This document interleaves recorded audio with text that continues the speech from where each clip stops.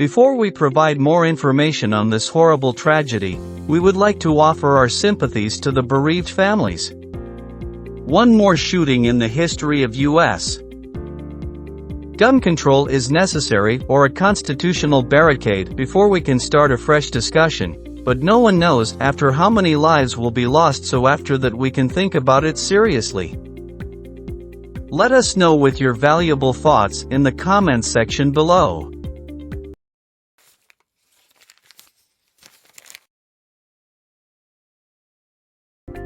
In a shooting that took place inside a Dollar General store in Jacksonville, Florida on Saturday afternoon, 3 individuals were slain, according to the authorities.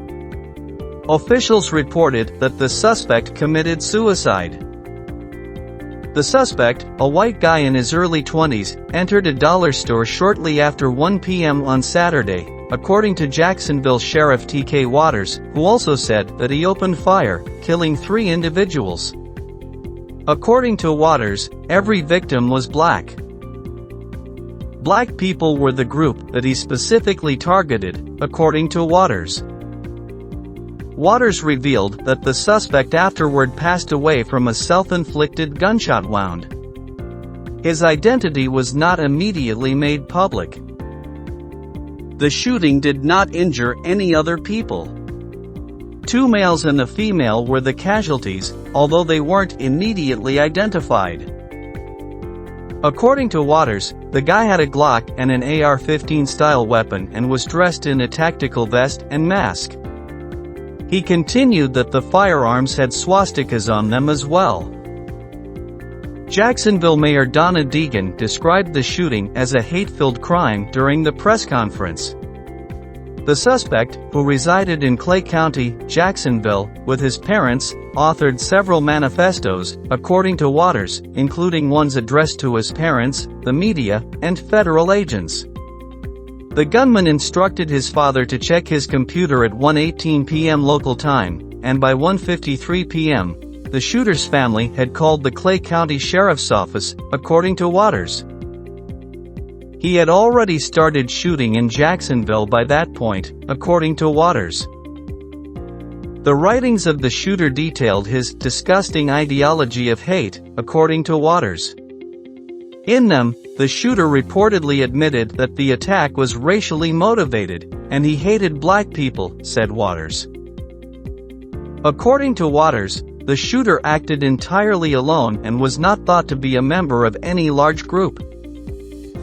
According to Waters, the gunman had previously been involved in a domestic dispute in 2016 but had not been detained.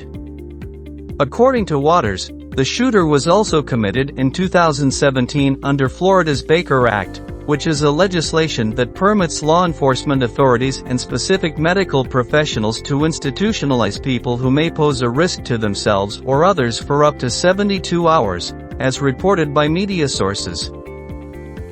Along with representatives of the FBI, officers from the Jacksonville Sheriff's Office and firefighters from the Jacksonville Fire and Rescue Department were investigating the site. The FBI will pursue this incident as a hate crime, according to Sherry Unks, special agent in charge of the FBI Jacksonville field office. It was still unknown exactly what led up to the shooting.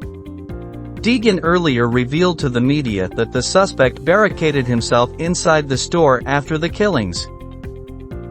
One shooting is too much, but these mass shootings are really hard to take, Deegan remarked while watching the standoff from the scene.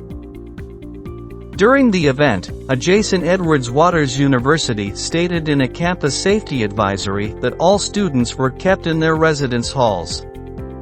According to the institution, none of the campus employees, staff, or students were thought to have been involved in the shooting. Dollar General said in a statement to media that it was heartbroken by the senseless act of violence that occurred at our Kings Road store, and that supporting our Jacksonville employees and the DG family impacted by this tragedy is a top priority as we work closely with law enforcement. According to media, Attorney General Merrick Garland received information on the shooting. Additionally, Alejandro N. Mayorkas, the Secretary of Homeland Security, stated in a statement that he had spoken with Deegan and that his department was closely monitoring the situation. Tens of thousands of people were gathered at the National Mall in Washington, D.C. when the incident took place. To mark the 60th anniversary of the March on Washington, Reverend Martin Luther King Jr. delivered his well-known "I Have a Dream" address in 1963. In a statement, the Reverend Al Sharpton, who had earlier addressed the audience on the National Mall, claimed that the gunman decided to open fire at a Dollar General while we were marching against hate in Washington.